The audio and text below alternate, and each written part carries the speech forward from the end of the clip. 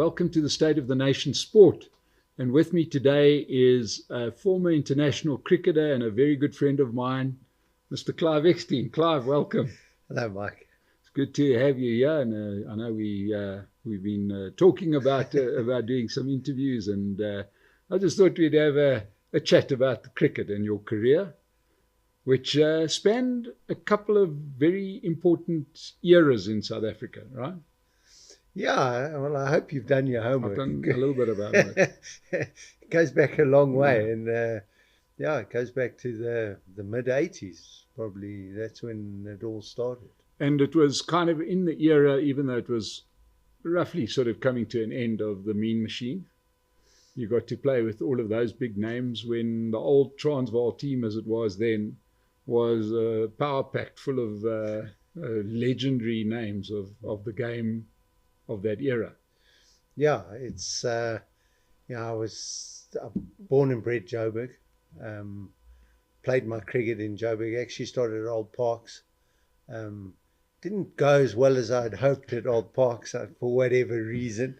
And I won't forget it. My dad said to me, I'm going to move you to a big club, being Wanderers. Wanderers had two teams in the Premier League, and I was at Northcliffe High, and Northcliffe High wasn't a cricketing school. No, it's known for other things other than cricket.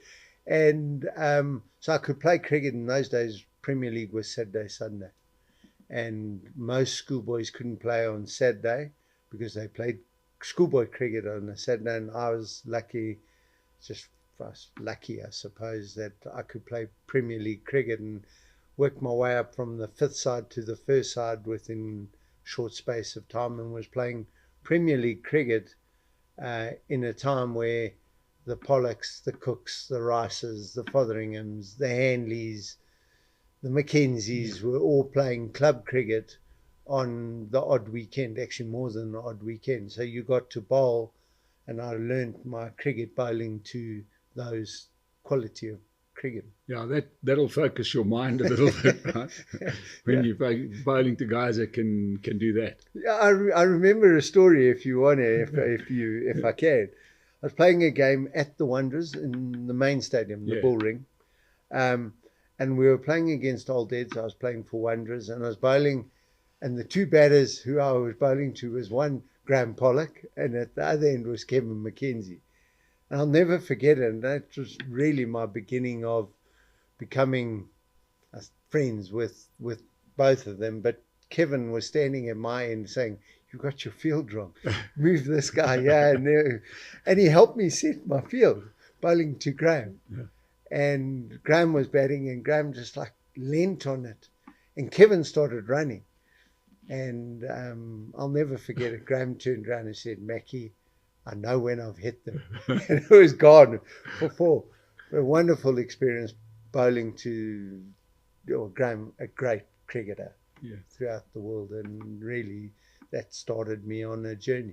Yeah, and then you were involved in the team, and in a way, you kind of like you were there through, if you want to call it the end of the Mean Machine. There were a few players that hung around. Jimmy Cook, I know they had a bit of a longer career, but it was certainly the end for a lot of those players. Yeah. Well, we had national service. Yes. So at that time, you had to do 2 years of national service. And I remember Dr. Ali Bacher was head of Transvaal cricket in those days. And I went and sat with Ali and said to him, "What do I do?" Cricket was obviously on the agenda, and I wanted to play for Transvaal. I grew up, they were my heroes. And Ali said to me, "You got to do your 2 years service. So go to the army and learn to play cricket in the army, and then come back, because then Alan Curry would have been right towards the end, if not having finished his career. And then you, Mike James, Kevin Kirk, can fight it out to see who can become the spinner to take over." And did that, was fortunate, went to the Air Force in SWAT Corps in Pretoria, got in there. I like the way you guys say you're fortunate to get sent to Pretoria. Like there wasn't a big intervention from up high in the Defence Force that said, we'll have him in Pretoria. Because the rugby players used to go to Cape Town or Pretoria, and the cricketers used to go to Pretoria. Yeah, and so I went to Pretoria. Then, got picked up and played cricket in Pretoria. And a good friend of ours was the captain of Northern Transvaal in those days, Lee Barnard. And there was a guy by the name of Rodney Anton. And I watched Rodney bowl. I used to go to the nets and I watched this guy bowl, and I took a lot of what Rodney did. He was obviously a right arm off spinner, me being a left arm, and I tried to do a lot of things that Rodney did. And it seemed to work for me. And I spent 2 years in Pretoria. And as I was getting towards, I was a July intake. As I was getting towards the end, got called in, and they asked, "Are you staying in Pretoria?" And I said no. And basically, it was okay. Well, then you must, push on and go off into Joburg, and came back to Johannesburg. Got bursary at then Rau, and Rau was a club. They were wanting to be on the up. Actually, Lee Barnard had played for Rau before, many years before. But Rau then, they had established student cricketers. The late Louis Foster was there, Mark Mitchley, Helmut Engelbrecht, Piet Botha. And then they brought in Jimmy Cook, Neil Radford, Mark Venter, Francois Weideman and myself. And played in that team at Rau. And that really was when I started to get into the back end of the mean machine. Not that I played in the mean machine, but got in the back end. And my first game for Transvaal was the Currie Cup final. Okay, which final was that? It was against Eastern Province. Kepler Wessels batting forever, if I'm not mistaken. Oh wow, it's an embarrassing story. But what happened was the game. I was playing B team cricket, not regularly either, and with Transvaal making the final against Eastern Province down in EP, I don't remember. I think it was about 89.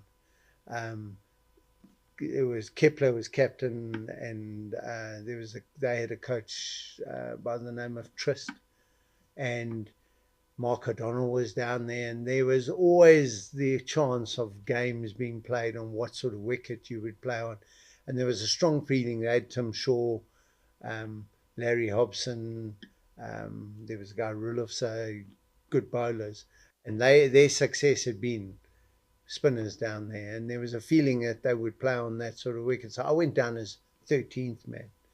Wasn't really expecting to play. When we got down there, we knew straight away we were in for it, because we got to the nets. Our nets were grass green, and we looked over at the other nets, which had been watered, so we couldn't practice on them, and there was not a blade of grass. So you knew straight away what sort of wicket. So I got drafted into the 11 and played, and I remember Ricey was our captain, and Ricey said, and it stuck with me, to win this game we need to get Kenny McKeown out early, because on this sort of wicket, he was a great player. On this wicket, he'd be really, really tough to bowl to. And I thought, fair enough. We lost the toss. We got 2 quick wickets, I think Rushmere and Wessels early on. And the late Philip M and Kenny McKeown got together. And they were going along nicely, and I was on the boundary, and Mike James was bowling. Kenny went on the sweep. And I, still to this day, I back myself to catch most things. Anyway, long story short, I didn't catch it. And Kenny must have been on 30 odd. He went to get 195. That was my introduction to A-section cricket. Everyone reminds me of that, but they don't ever remember that in my first over, Ricey dropped Kenny off my bowling. The ball went up. Ricey looked up and he went, the sun, and hit him on the arm and dropped it. No one reminds you of that. So, yeah. And then you made quite quick progress after that. Yeah, no, it was actually, it's quite interesting because that would have been 89, and then 91 we got back into world cricket. Yeah. And literally it went from a weekend of playing club cricket at Rao to playing a game in front of nearly 100,000 passionate Indian fans at Calcutta. Yeah, and I think a lot of people may not know or may have forgotten just what a surprise it was that we were suddenly back in international cricket. And on some arbitrary weekday, there was just a sudden announcement that we're going to India and this is the team. Right? Yeah, it was bizarre. I remember it like yesterday. We were playing at Rao, and again Ali arrived at the ground. And you thought, what is Ali doing at the ground? Now Ali had moved on. He was at cricket or the United Cricket Board in those days, and Ali arrived to speak to Jimmy, and we wouldn't be any the wiser. But anyway, went home and they announced the team that night. I got back in my car and went back to Rao to celebrate with all the students and the guys. And literally, I was picked in the team to go to India in 1991, and that was our return from isolation in sport. Yeah, and we all watched it here in South Africa. We couldn't believe it. We were back in international cricket, especially India, that had been this big no-go area for South Africa in general and cricket in particular. Never played against India in any format, even long before that, and now suddenly we were there, and South Africans had to watch an almost unwatchable picture, which I think if you had to just show people what we were seeing. I mean, this thing looked like when you didn't have the aerial plugged in, right? And we watched largely a very bad picture and learnt a bit about international cricket, didn't we? Yeah, very quickly. I was, a story before that, even our badge, it was very, very put together very quickly. And I've spoken to Doc Bacher about it afterwards. And the stories he tells is incredible how it came about. But I remember our blazer. There was glue. The badge was glued on. There's a glue mark around it.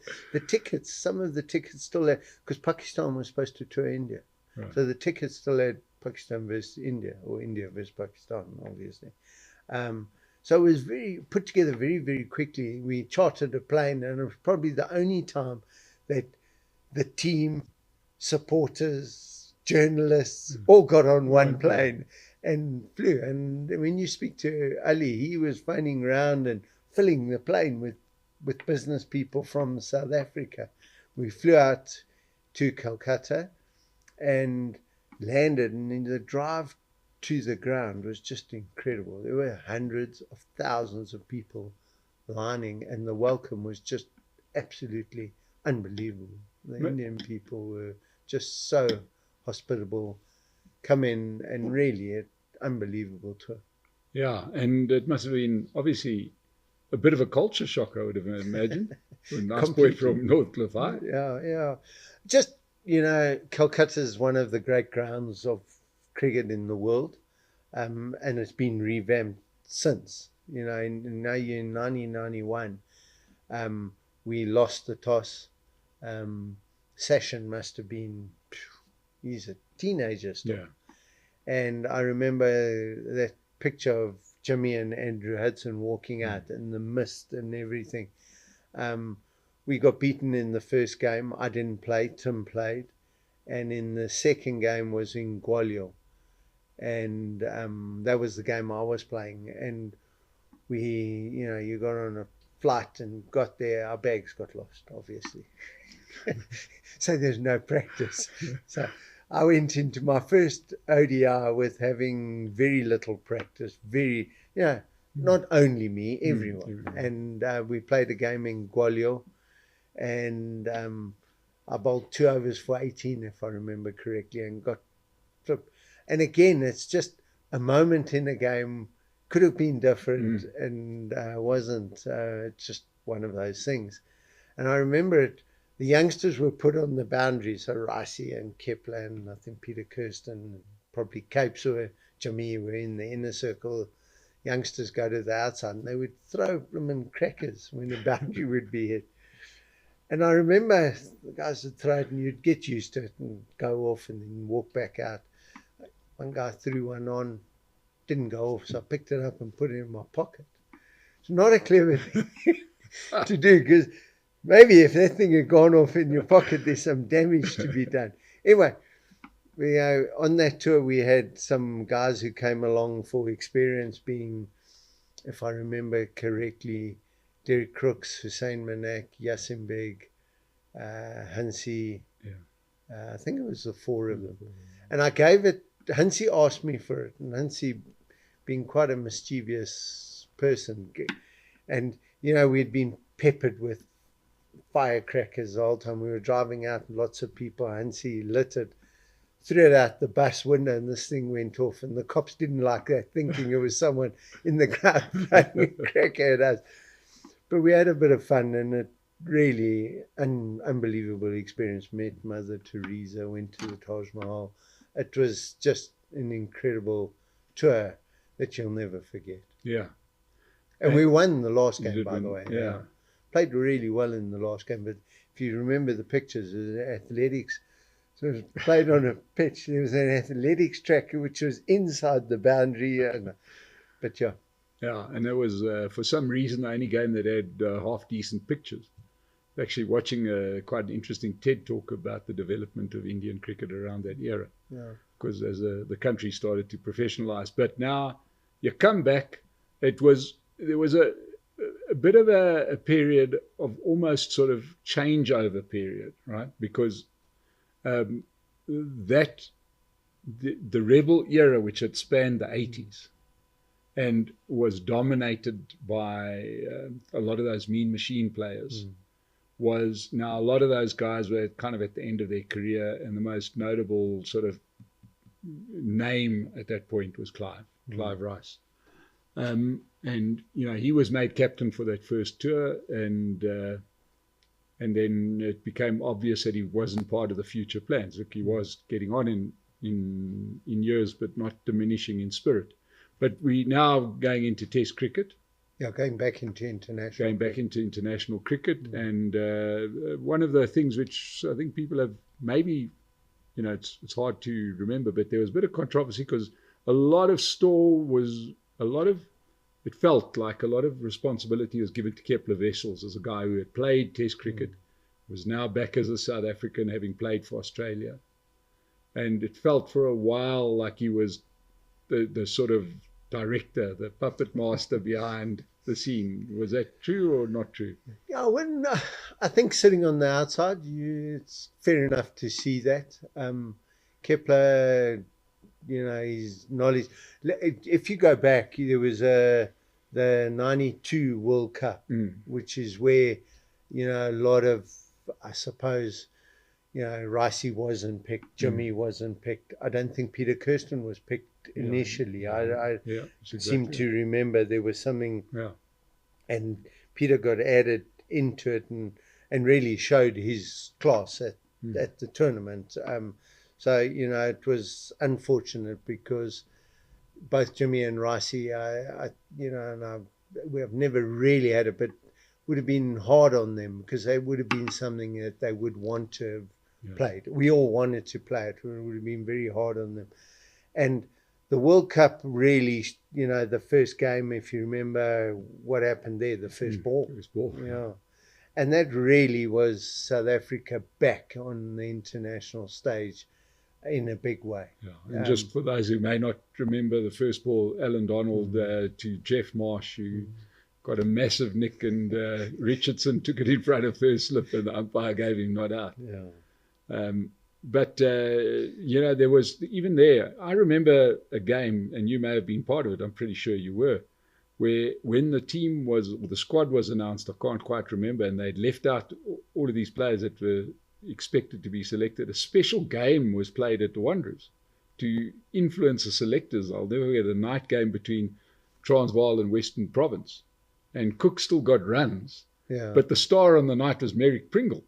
Yeah, and he went to the and World he ended up getting into Yeah. that squad. And even though Jimmy had scored 60 or 70, he didn't make the team. But off the guys go to the World Cup and acquitted themselves quite well. They did very well. They did quite well. But you weren't part of that team. No, I was not. Omar went. Yes. I actually saw Omar the other day. Right. He hasn't aged a bit.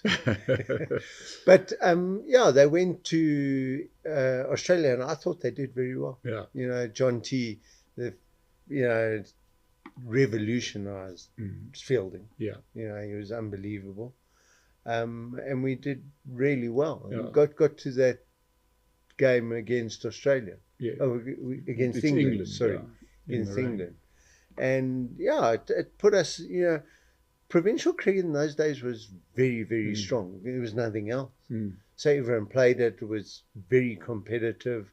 And I think that set us on a road of international cricket and made us competitive. Yeah, and in a way, it felt to me that one of the issues, or certainly much publicized sort of things, was Kepler Wessels wasn't the most attacking kind of guy by the looks of things. He was quite a doer, defensive counter puncher rather than attacker. Yeah, and you kind of had a team that seemed to be, we weren't taking any game by the scruff of the neck. Yeah, I suppose if you look back at it, it looks like that. But we certainly came back into international cricket. And I didn't play much one-day cricket for South Africa, but certainly we played a game that we would try and get ourselves into a position and then attack from there. And not really, you had guys down the order, or you had one or two guys who really could take the game. Jonty took the game to the opposition in a different way. But you certainly had guys like Hansie, Andrew Hudson up front, Peter Kirsten, and Kepler played a role within that batting lineup to almost try and hold it together, and everyone batted around him. And it worked for a while. Yeah, look, I suppose it was an important transition into, because I suppose what could have happened is you could have got back into international cricket and then just get beaten up by everybody because you're playing the wrong game.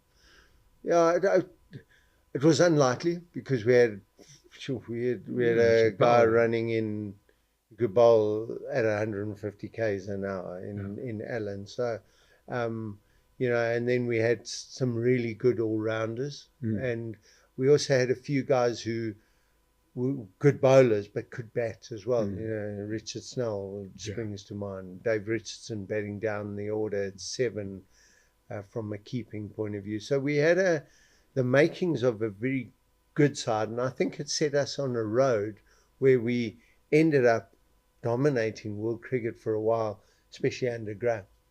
And that was the transition into that side. Yeah, and then of course there was a period where you were involved, and that also happened a little bit by accident. And it was by accident. The heir apparent to Kepler was Hansie. Yeah.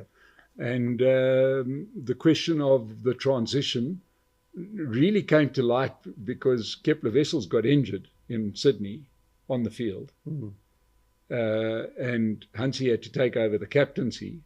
And that was when we had that miracle in Sydney when Fanie de Villiers, ran through the Aussies and we won. There's still a wonderful clip that I would love to find somewhere. It's got to be, if everything lives on YouTube, we've got to find it. There was a guy who used to be a commentator for SABC, and boy, he used to really make some wonderful blunders. And I'll never forget, before he was sent down with the SA sort of to do some color commentary, his name will come to me now, and he asked, I'll never forget, the most miserable guy in the world, Ian Chappell. Yeah. He asked him, so Ian, in the final morning when they'd lost a couple of late wickets the previous day, they were 4 down going in. They go about 50 for 4 and they had to score about 110 or 120. And he said, well, and he was sort of like, that face, that sort of miserable face of his, looking at it saying, South Africans have been quite disappointing and this and that and the other. So he said, in wrapping up this interview, where Chappell had slated the South African side, so he said, on a scale of 1 to 10, what do you think South Africa's chances are today? Right. And Chappell looked at him with absolute dismay and said, well, on a scale of 1 to 10, I have to say they've got a naught chance. Wrong. Wrong, yeah. And obviously, from that moment on, I think there was a bit more belief. Yeah. You now had almost the final changing of the guard from the older players to the younger guys. Hansi came in. You were starting to get some form because if I remember correctly, Clive, when you came along, there was this hell of a popularity of left-arm spinners in South Africa that did almost more of a stopper role rather than a wicket-taking role. Yeah, there are probably two things in South African cricket that were two tough things to do. Opening the batting, certainly up here on the high felt, and spin bowling. Because we produce a lot of world-class fast bowlers, and still today, we are producing. Look at Kagiso; he's sensational. And then you look at the young guys that are coming through. But in those days, you had guys who were really our fast bowling cupboard was well stocked. And so being a spin bowler, you would often be used in that way that you've described. What changed for me is when a New Zealander arrived here in the name of Ken Rutherford. And his view on spin bowling was very different to anyone else I'd played with. And Ruds wanted to use you as an attacking option. And he would always try and get wickets with you. And it wasn't so much about trying to hold the game. And that changed my mindset. So certainly when I first started playing, you were used in that role where you would bowl overs and not go for runs. And that really started to change for me when a guy like Ken arrived. And actually a little story, he met Gail, his wife, at the Wanderers. And he's always said that I'm the reason because I got him out. So he went to have a beer tent up on the rugby field in those days, and I got him out, and he wasn't going to bat, so he went up to the beer tent after play and had a few beers and met Gail, and there's a bit of trivia for you. Nice matchmaker. And also the other thing that may have influenced the change in attitude was the absolute arrival on the scene of Shane Warne.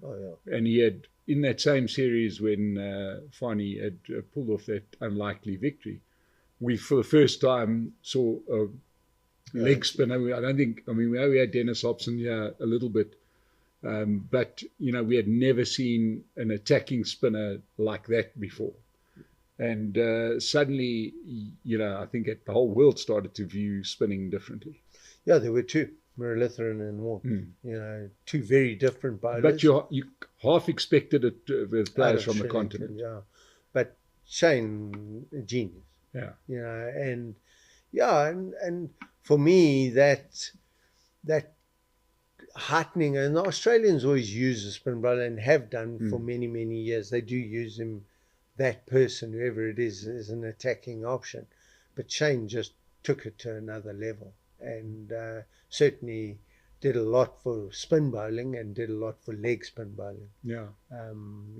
Another thing I must have done a lot for spin bowling was in my opinion, I've gotten a few opinions, that, was the development of some of the gear, especially helmets, which suddenly eliminated the one weapon that I sometimes speak and sound a bit like my father. When I listen to myself and say, "Geez, you're really sounding old now."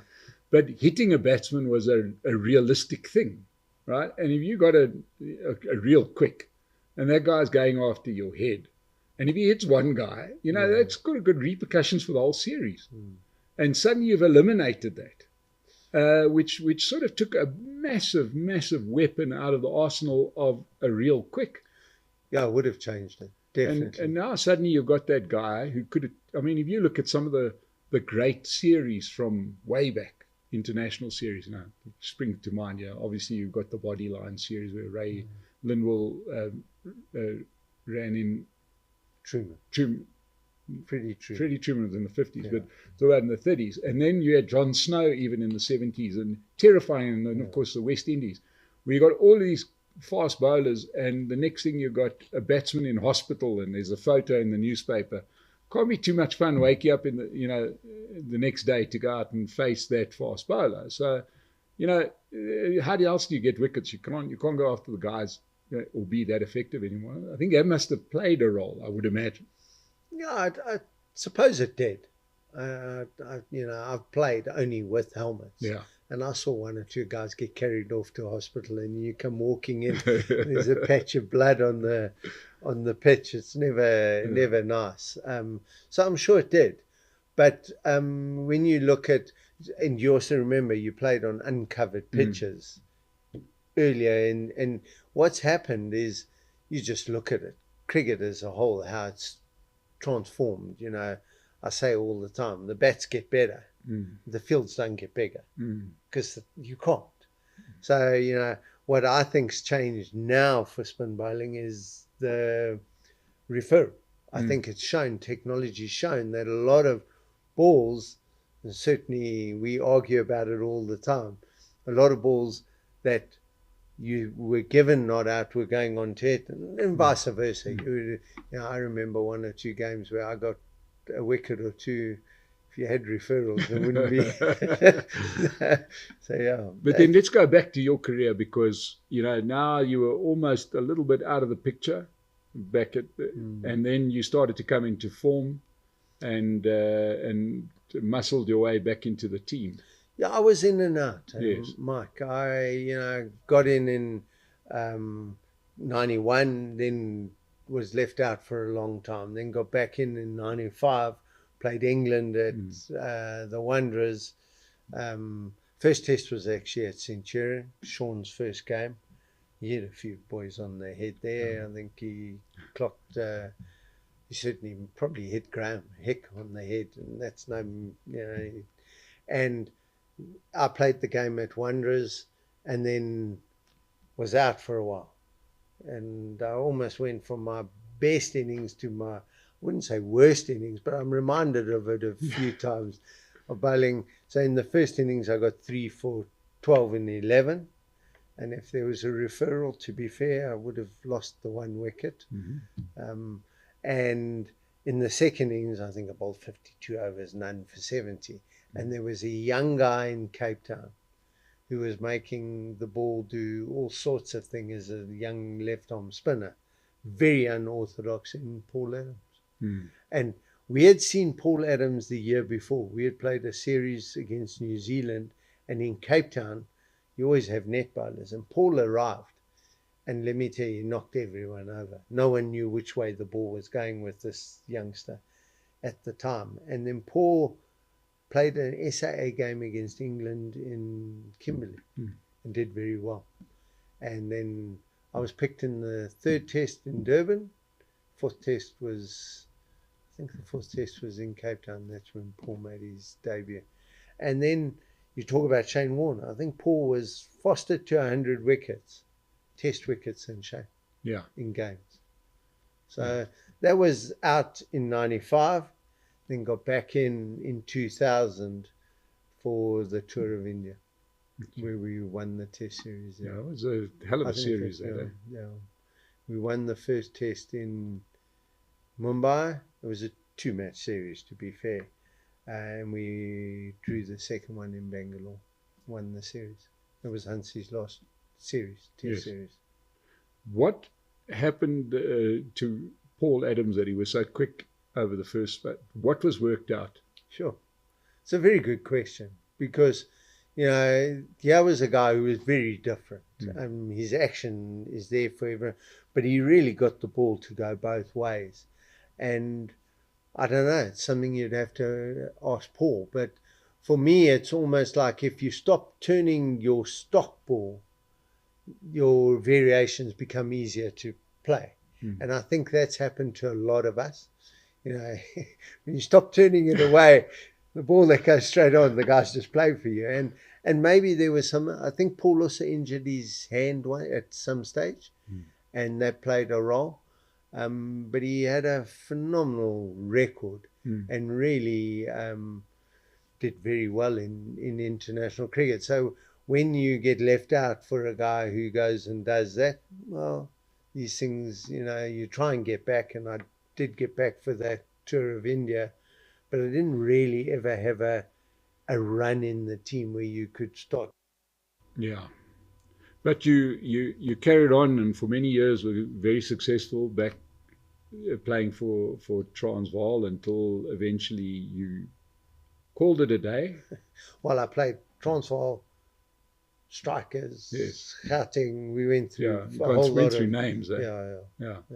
And then when you finally, when you retired from the game, you didn't go too far from cricket. Well, yeah, you're starting to go into an area that's quite.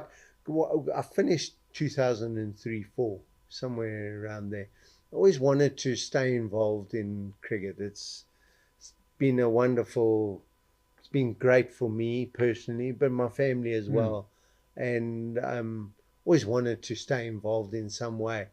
I ended up working for a company called MoneyWeb with Alec Hogg. This was the late 90s.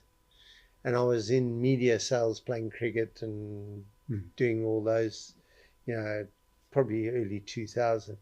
And we were sitting in our office in President Place in Rosebank. And Alec had asked me to look at putting a signboard up on the building, like Times Square, and we'll put the stock prices. We were You're going.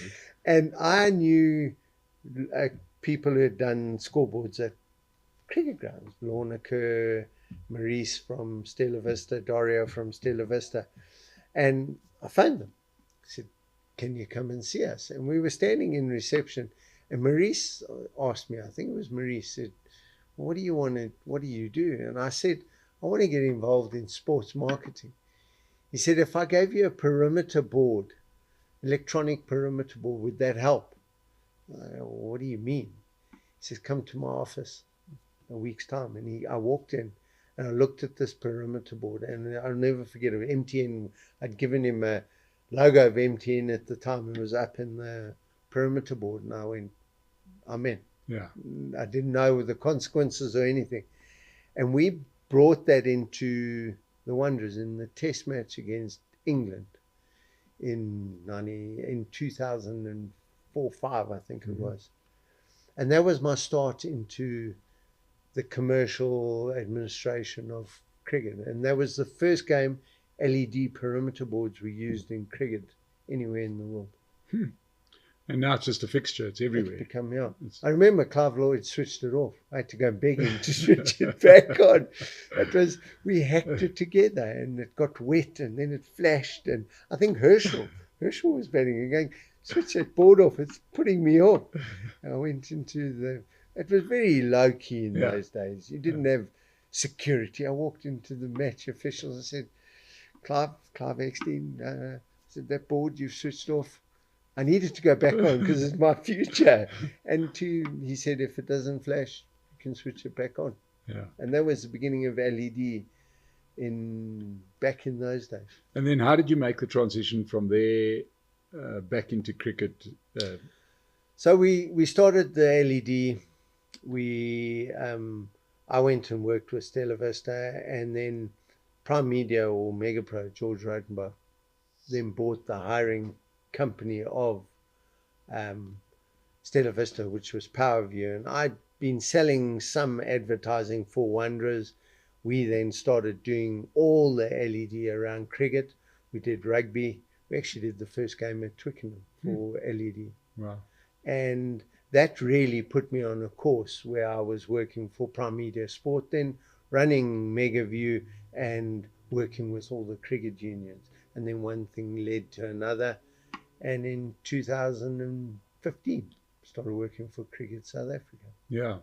And that was once again, possibly our best period, wasn't it? Well, it was sort of around there, the Graham Smith era. Yeah, it was. And remember, So we did IPL. It was a golden period for sport in South Africa. IPL came here, the World Cup 2010. There was a Lions tour in between there, rugby, cricket. It just that we had the Champions Trophy, we had T20 World Cup. So the amount of, and it was just, South Africa was the place to do sport. Yes. And we had a very good team. In cricket terms, you had an unbelievable team with, I don't know, 11 world-class players. Yeah. We were, I'll never forget looking at, I think we were top 3 in all formats. We were, I think, 1 in Test, right up there in the other 2 formats as well. So being a part of it was really a good timing and lucky, I suppose, in some shape or form. And we had a really, really strong commercial program. Yeah. And then, but tell me just sort of briefly, in your opinion, the one thing that has eluded us has been a World Cup win, and we've been so close. Yeah. And we seem to self-sabotage somehow. Yeah, well, you certainly have. I've never been there, unfortunately, but if you're looking from the outside, if you go back to certainly 92, what happened there went from you need so much off so many balls to mean 23 or 4. Bad rule. Yeah, and that changed. Yeah. The rule changed after that. And then you went through what happened when, the dates I'd get wrong, when we played 2 spinners against arguably one of the best players of spin ever being Brian Lara. And you left out Allen. Yeah.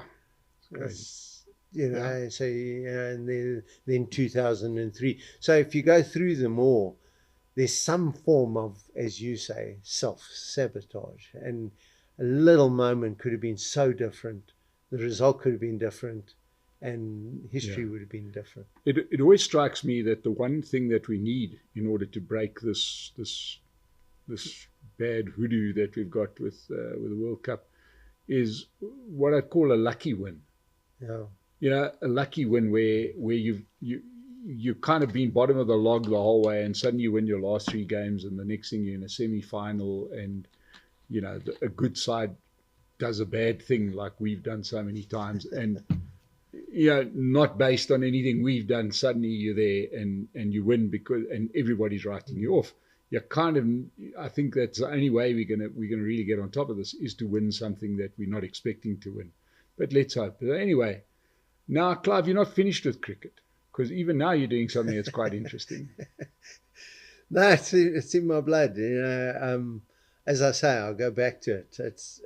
I've played cricket since I was a little guy, not so little anymore. And I've played. And when I stopped playing cricket in 2000, I played for Oppenheimer 11. It was Nicky's side, Jonathan's side, and I still play the odd game now as a broken down 56-year-old. But what you're referring to is there's a over 50 World Cup coming up and hosted in South Africa. So I got some friends who didn't have to twist my arm, but basically kicked me up the butt and said, get yourself sorted out and make sure that you get yourself fit and get ready for and play some cricket. And that comes up in, I think it's the 6th of March is our first game against India in Cape Town. So looking forward to it.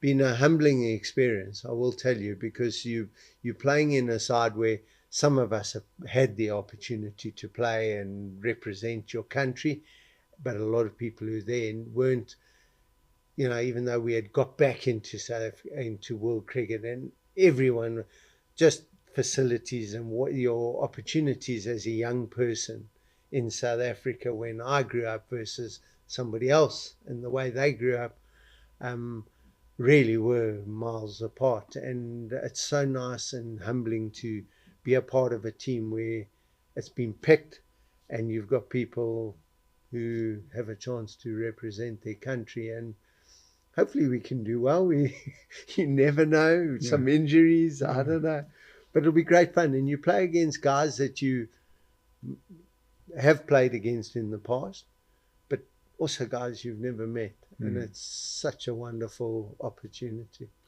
And in closing, Clive, South Africa, finally, after many false starts, has got what looks like a legit T20 league going. That's a whole discussion on it's it. A whole discussion on its own. We're not gonna get. We'll have a separate discussion about the whole thing. But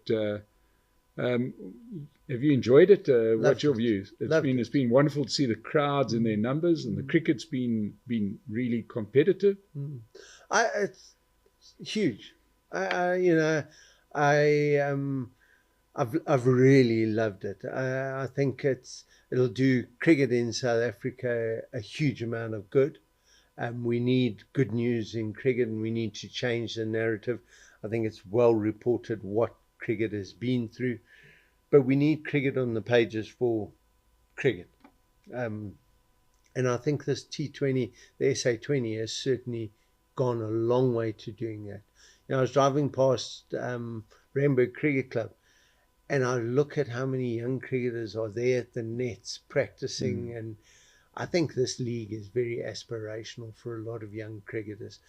And on top of that, it's giving some of our current young cricketers, so the guys who are playing, I don't know, Kutsia, Hammond, whoever, an opportunity to shine and show what they're worth. So to everyone who's behind it, it's been massive. And, the crowds, they've come out and watched. They, you go past houses when the cricket's on, if you see the cricket on. So it's good in that way. So I think it's been huge. I don't, Graham and the team, whoever's behind it, have done a phenomenal job. Fantastic that eventually we've got it off the ground, and by all accounts, we can now on the trajectory where we can make it into a really top league in the world. And let's not forget that it comes at a crucial time when the country needed a bit of a lift, a bit of good news, something, to keep us, to take our minds off some of the other problems that the country has been going through at the moment. And, it's just nice to see cricket being watched for cricket's sake. Yeah, and that's wonderful. It's, I suppose you definitely there's that latent support that's been lying there. COVID didn't help anyone. So that's across the board, and probably cricket has taken a bit longer to come out of it and really start on that path. And it's an interesting structure. Cricket South Africa, Super Sport are in partnership in it. So hats off to everyone who thought about it, not thought about it, it's been thought about a lot, put it together and really got it on the right path. Yeah, and a discussion for another day. Maybe the administrators can realize that people want to watch good sport, competitive sport, and put all the other stuff, people are coming out there, see a contest between bat and ball. Yeah, it is, and it's one. I've got some strong views on it, and they don't always coincide with your views.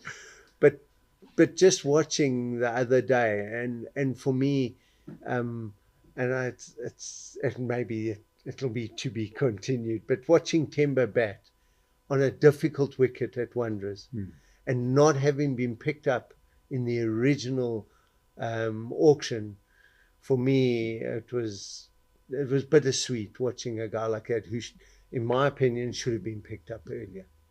Well, he's there now. We're at the sweaty end. And Clive, thank you so much for joining us. It was a lot of fun. To everybody who's enjoyed this, please subscribe to our channel. We're going to have a few more sportsmen on here soon. So to everybody that's joined us here on State of the Nation Sport, to Clive, my guest, thank you so much. I'm Mike Sham. Thank you for joining us today, and we'll see you again soon.